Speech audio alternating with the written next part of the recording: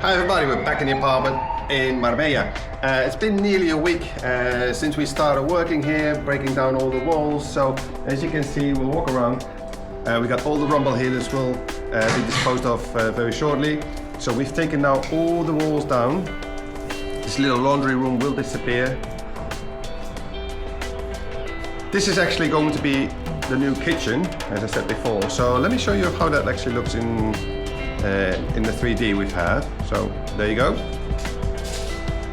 I think it will fit perfectly in this apartment. It's a small apartment, but it's going to look absolutely gorgeous. So we're going to have a little bathroom here. There's not much we can do. The distribution will slightly differ.